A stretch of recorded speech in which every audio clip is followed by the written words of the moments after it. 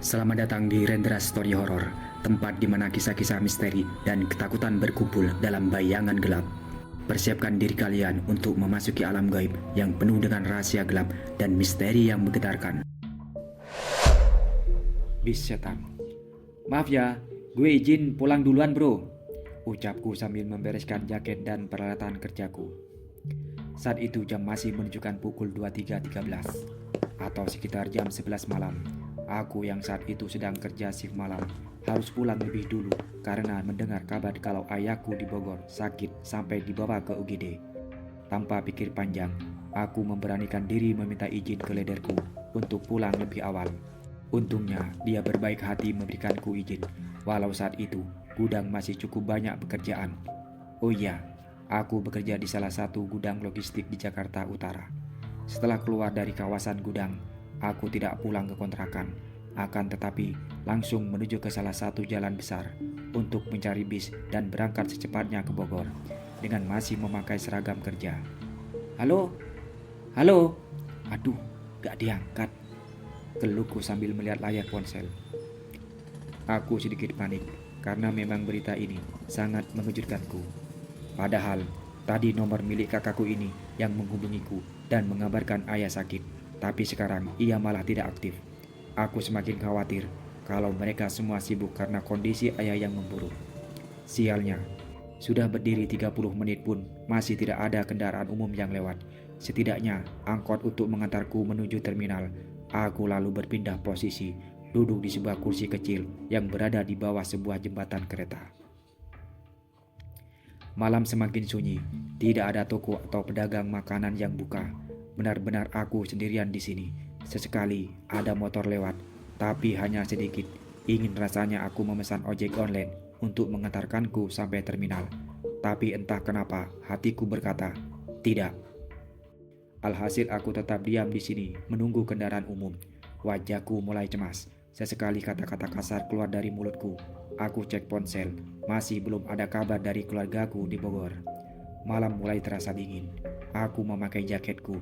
Sesekali aku merinding, tapi aku tak terlalu memikirkannya. Tak lama kemudian, sorot lampu kembali terlihat dari kejauhan.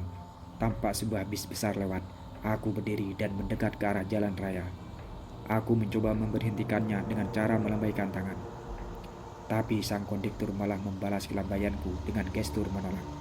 Karena tampaknya bis itu sudah tidak mengangkut penumpang lagi. Aku menghela nafas. Semakin lesu dan kebingungan, aku berbalik badan. Tiba-tiba, sebuah klakson berbunyi dari jalan raya. Aku menoleh.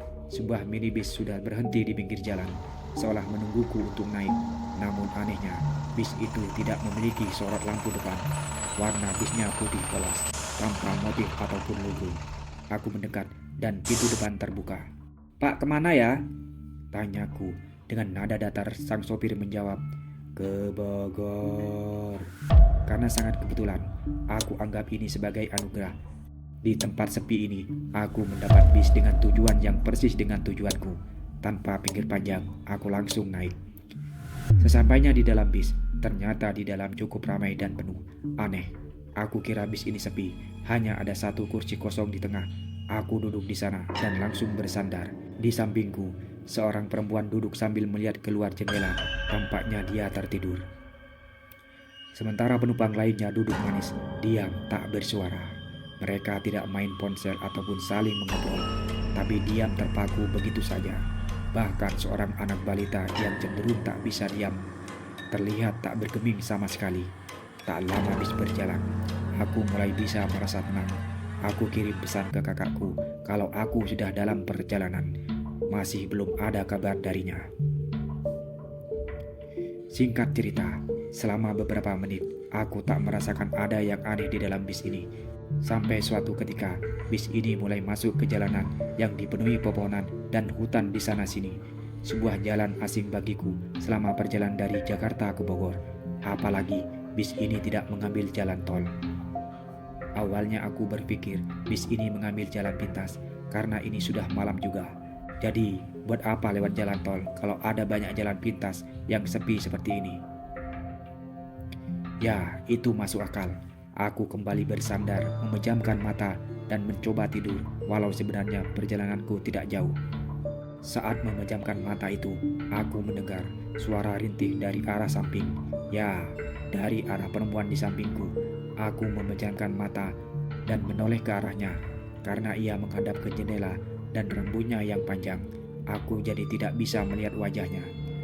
Tapi mendengar rintihannya, sepertinya ia sakit. Suara rintihan itu mulai berubah menjadi suara nafas yang sesak dan tersengal-sengal, seperti penderita asma. Aku semakin khawatir, apalagi saat ini sedang musimnya virus menular. Aku lalu memegang bahunya dan bertanya, "Mbak, nggak apa-apa?" Tanyaku penasaran, tapi ia tak menjawab dan masih dengan posisi semula. Aku berpikir kondisinya amat tidak bagus. "Maaf ya Mbak." Aku berinisiatif untuk melihat wajahnya. Aku menyingkirkan rambut-rambutnya yang menutupi wajah itu. Belum selesai menyingkirkan rambut itu, tiba-tiba dia menoleh dan langsung menatapku. Wajahnya pucat seperti mayat, tatapan matanya kosong ke arahku, dan 2 buah kapas terpasang di lubang hidungnya, persis seperti mayat. Mulutnya terbuka dan mengeluarkan suara rintihan.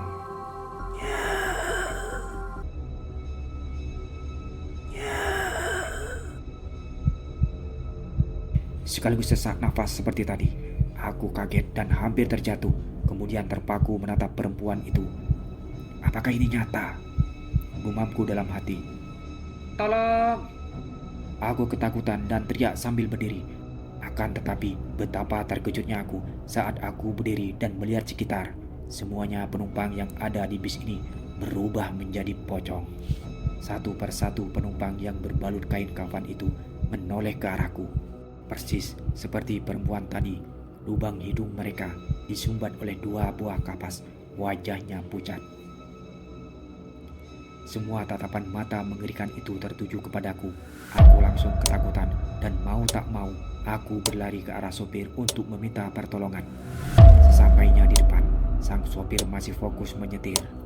Pak, tolong Pak, ada pocong," ucapku panik. "Ah, pocong apaan? Ngaco kamu," kata sang sopir. "Benar Pak, itu pocong beneran. Coba lihat," jawabku berusaha meyakinkan. "Oh, itu teman-teman saya, Mas."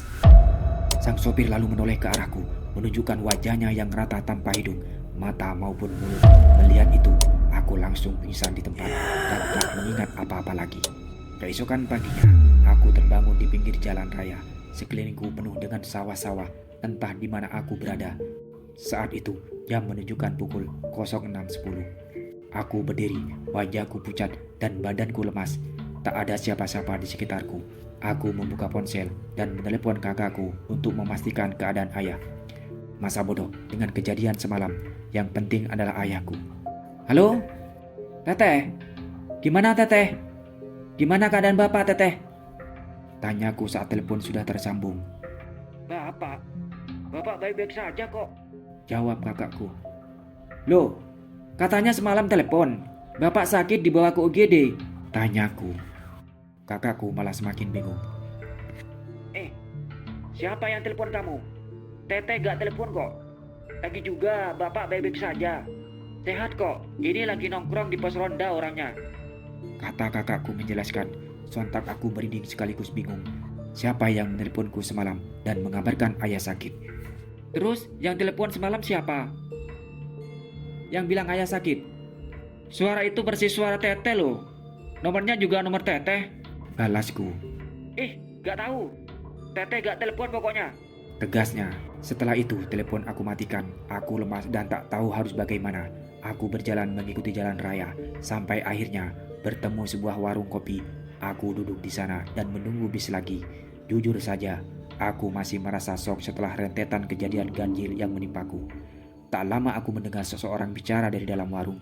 Anehnya, mereka bicara dengan bahasa Jawa. Lantas aku bingung dan segera masuk ke warung karena aku juga belum tahu di mana aku berada. "Permisi, ini daerah mana ya?" tanyaku sampai masuk di dalam warung. Salah satu warga lokal di sana kemudian menjawab, "Oh, Ini udah masuk daerah Ngawi, Mas. Aku semakin shock saat mendengar jawaban itu. Ya, sejauh itu bis setan membawaku dari Jakarta ke Ngawi, Jawa Timur, dan hanya memakan waktu beberapa jam saja. Aku terdampar di tempat yang sama sekali aku tidak kenal, sangat jauh dari rumah maupun tempat rantauku.